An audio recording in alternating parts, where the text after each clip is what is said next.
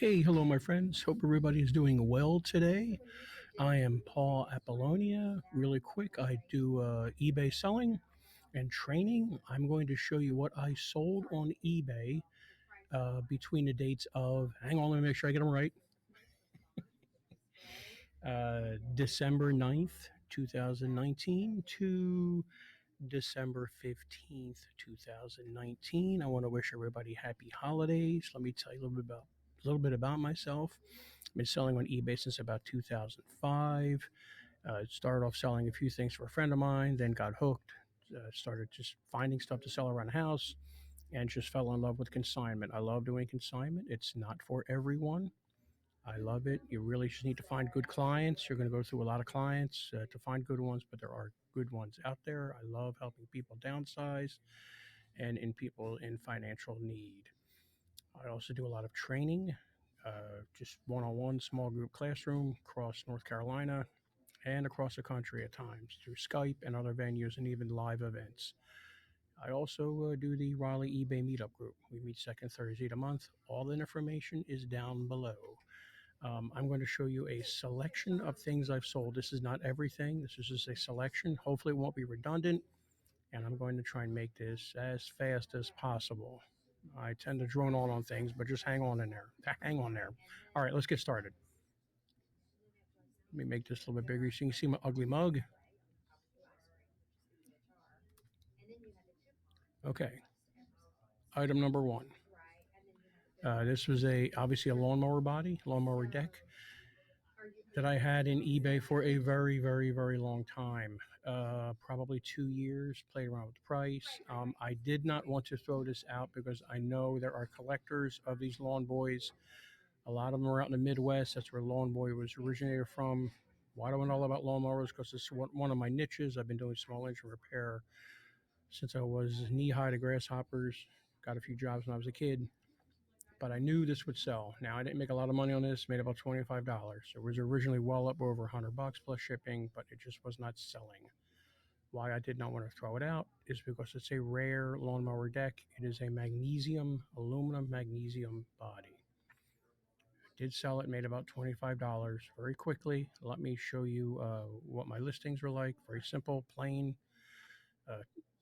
title. Don't worry about grammar. I'm worried about what people are searching for in eBay and in Google, because eBay and Google work together every night or every day. All eBay listings uploaded to Google Shopping. Let me scroll down here. I try and take as many pictures as I can of the item.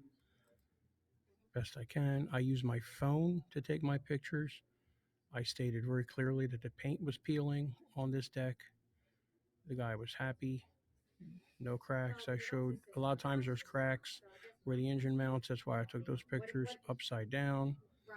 You'll have to excuse any noise you hear in the background. I'm at a coffee shop today, but I am using my microphone, and it sounds like we're going to be sounding much better today than normally. Here are the part numbers I found. Let's scroll down here, show you what I do with the description. When I'm selling something used, I always use the condition description. I basically copy and paste this down to my description down here. I always use item specifics.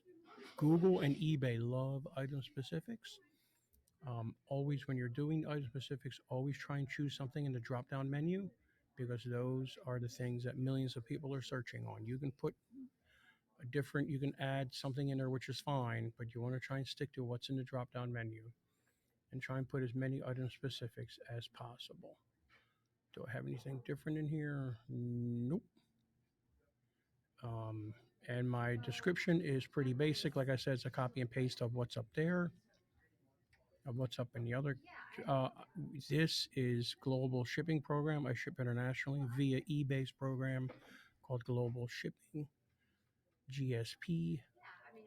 How that works is if I sell something internationally, I ship it to Kentucky. There's an eBay site down there that handles it. Once it gets to Kentucky and it is packed properly where it won't break, once they get it, I get the message. It's an email, I think, or an eBay message, and I'm out. I'm off the hook. It can get damaged, lost, broken, whatever. I'm off the hook. A lot of people like Global Shipping Program, GSP. I like it. It works for me. I'm sure I'm losing sales on it because a lot of buyers do not like it because sometimes eBay charges you too much in taxes, I'm hearing. I like it for the ease. I want to really try and play around with maybe one or two international shipping items in 2020, something small that I can handle. I know it's gotten a lot easier at the post office and not like it was years ago. I 90% of the time I pick economy shipping when I'm shipping. Why do I do that? Well, again, I may lose a sale or two on this too, but this gives me the opportunity to use anything, any shipping option eBay offers. Post office, priority post office, any regional box, FedEx, FedEx Ground, FedEx Smart Post, which is a collaboration between the post office and FedEx. I hear that if you drop it off at a FedEx office, it goes from your FedEx office to the closest FedEx office, and the post office picks it up. I also heard if you drop it off at the post office, it goes by snail, slug, turtle to the closest post office, and FedEx picks it up. Just be careful with Smart Post. I use it. I like it. There's no insurance on it. Um, and if it's a problem, it bounces back and forth between the post office and FedEx. But I haven't had a problem with it. I use it for big, heavy items. What else? 30-day shipping. I'm still using PayPal. eBay is moving everybody over to managed payments shortly, and I'm hanging in until the very end. Let's go on to the next item. A very, very, very, very old video game. Don't even know what it is. A Fairchild. I got this from a storage unit I was clearing out. A friend of mine said, just take everything. I don't care at this point. So I took as much as I could, and he gave the rest away. Did not make much on this. Probably made about $9. This went out first class, I think. Yeah, I think that's what I did. So I probably made about $9 off of this. Quick ship. Threw it in a small box. I would have done usually a poly envelope. I was just worried about it getting crushed or something. Take all the pictures I can of everything I can back front. It is untested. I have no idea even how to test it. I don't even know what machine it comes off of. Christmas stuff. This was a consignment item. I got a whole carload of these last year. I'll be honest with you, open book here. We both thought, myself and the consignee, both thought that these were going to be worth a lot of money. Did I do research on these? Lemax and Department 56 trees and houses? Not a whole lot, and I should have. Um, and I've been last February, I called her and said, "Oh, these things aren't selling." She goes, "Don't worry about it." So I've been just unloading them this year for. I make probably about 15, 10, $9 a piece on these. This one I did okay on. I made probably like $17, $18 on this. It didn't cost that much to ship. I think it actually went first class. It looks a lot bigger than it is and a lot heavier than it is. Um, Again, consignment. I love it. I take as many pictures as I can of the item number.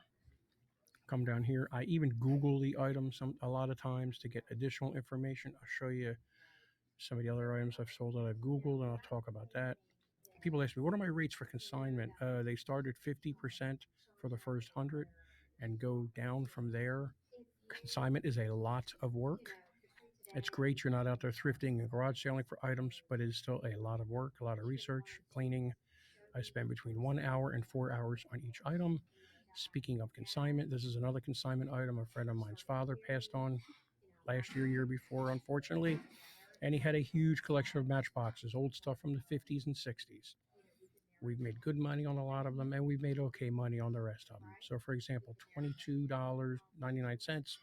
I normally don't do free shipping, but I'm just trying to unload these things at this point. On free shipping on consignment items, especially, it just makes my calculations a little different. So I probably made $15 maybe on this, split in half, $7.50. Um, so it was a quick ship. It went in a little tiny box, first class. It was like 2 ounces. What I do on here is let me show you. I Google uh, the car number is underneath, and it comes up to several sites. I think Toy Smart or Toy Mart has some great information. That's where I pulled all this information from. It gives you the production years and everything. And I make sure I put that into My item specifics, same thing. Title is very short and brief, or description is very short and brief. Another consignment item. A friend of mine is a musician, and he's always unloading old stuff. I made a lot of money off of this friend of mine. Again, I'm not going anywhere. He's calling me up. I'm going to his house and picking this stuff up. I have no idea what this thing is. Some kind of amp. I just looked it up, did the best I could with the title, sold it within 3 days, and did pretty well. So I probably made about $72 on this. So I will take that all day long, maybe even 65. I can't remember exactly what I made, but it was a quick ship. I used a heavy duty box and put it in there and just used my box sizer tool and ran it around there and made the box smaller. And they got it and they are thrilled with it. These another consignment item. This is from the same group from the Lemex houses and Department 56. I had all these in a big box last year. I didn't mess with them at all, and I figured, I'll just list these things and see what I sell, see what they sell for. Right now, all this money is mine from this deal, but I'm going to give her some money at the end of the year after Christmas because of all the stuff I've sold. It's the only right thing to do. This is my second or third or fourth set of these I've sold. I couldn't believe they were selling. The pictures are pretty junky, to be honest with you. I could have done better with the pictures. I took these on my stove with a white background on the back with kitchen lighting, as you can tell. Pictures are pretty junky, but they all did sell. This is, like I said, my fourth set I've sold. These usually go out in a regional A box. It seems like I'm selling a lot of these out to California, so I found a regional A box to be the cheapest. Or wait, did these go first class? I can't remember. I make about $14, $15 a sale on these, which I'm thrilled at. Quick sale, throw them in a box, no packing, no nothing. They're not going to get damaged. And they all got them and they're thrilled with them. Another consignment item, a Department 56 a tree, obviously. Um, I did pretty good on. Obviously, again, I had free shipping. I normally don't do that with consignment, but I'm just trying to get rid of this stuff. This tree would have probably went for $80 2 3 years ago, but they are just tanking big time. But sold it. What's so nice about these is they're already in styrofoam inside there in that little, you put them in and it's all pre-styrofoamed, all squeezed in there. So you really don't have to pack them really well, but I always put them in another box. I never ship anything out in its original box and put a label on it like some people do. I don't like that when somebody ships it to me, and I know there are collectors that they don't want to see their box with a postage label on it. So I always put another box and I put a little bit of packing material around it, and I haven't had a problem with anything yet getting broken on these. And I've shipped a ton of them this year. I probably sold 20 or 30 of these houses. I had quite the house full, no pun intended, of this stuff through the summer. Dishwasher racks. One of my niches is parting out appliances, which I love. I get them for free on Craigslist. 90% of the parts you see I sell, I've got for free. So look on Craigslist, keep an eye on the free section, and go out and grab stuff. Make sure you show up when you say you're going to show up. This was a very old dishwasher. I was surprised. I sold both the upper and lower rack eventually. Notice it says, "Rust, please read."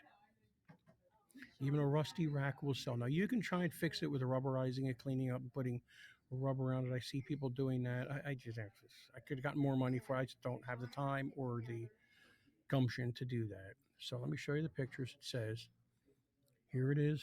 First one has rust and missing a tine. The tine is that thing that the dishes sit on, those little posts.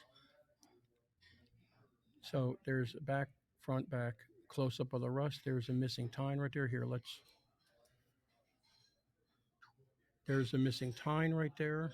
Some rust, rust, rust.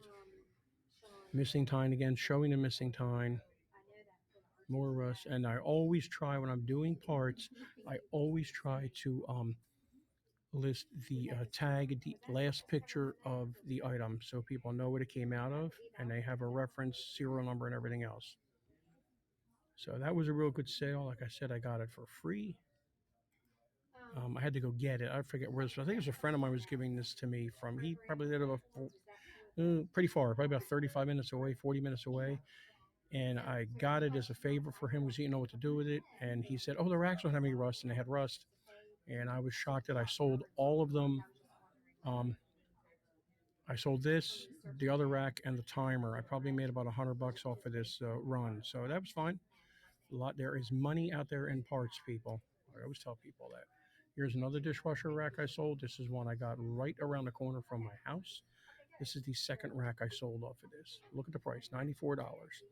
I knew these racks would go for big bucks because they're old and they're hard to find, and there was no damage on this, no rust, no nothing. Oh, I'm sorry. There was one little bit of damage. It says here. Let's go down to here. It says refer to photo 6. One of the tines in the center is a little loose. I'll show you the photo in a second. Notice I got all the parts number. I Googled the parts number. I usually use sites like Parts Select or Appliance Pros to look up the part, and I copy all the parts numbers it could be from there. In my description, I said the tower was removed. This is the tower. I made sure I told them that. All you have to do is, counterclockwise comes off, clockwise goes back on again. Make sure this item will fit your appliance. We're not responsible for not fitting. Please only buy a part number matches. I make sure I state that because I cannot take this stuff back if it's user error, if it's buyer error. If I made the mistake, which I did once, sent the wrong rack out once and took a beating on it, but that's my fault. But we can't. I can't take a return on a buyer mistake. Photo 6. Let's look at photo 6. I always try, if there's something wrong with it, I always 2, 3, 4, 5, 6. There it is. There's the bent tine right there. I want to make sure people know it. It's a little loose, but it's still a heck of a deal because these are obsolete. When you see a part's obsolete, you should be good to go to get good money for it. So I made really good money. Probably made about $80 on this for something I got for free that was right around the corner. So I was thrilled. Trying to go as fast as I can. A old fire nozzle. I sold 3 of these already. I've had these in my house in a box. I got them from another house we lived in 30 years ago that I forgot about. And I got a lot of questions. Seems like these are selling to people out in California for some reason. I got a lot of questions on. When I first listed, I had this and this and that, but I didn't have like a picture of the threads. I didn't have a picture of the end nozzle. People were asking me that. And I didn't have a picture of the spacing on the threads. And people were asking me questions and questions and questions about that. So I put all those pictures in there.